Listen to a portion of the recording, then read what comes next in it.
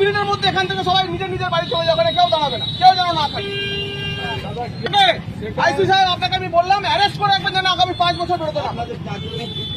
সেইগুলোকে আপনি সেইভাবে আপনি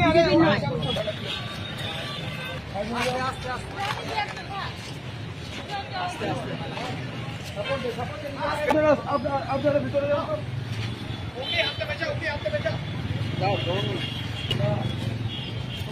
পার্টি অফিসে গিয়ে পতাকাটা যথাস্থানে রাখবেন, অন্য কোনো পার্টির অফিসের সামনে পতাকা লাগাবেন। মোবাইলটা নিয়ে কি করছেন? যাবে না, আপনার তৃণমূল না।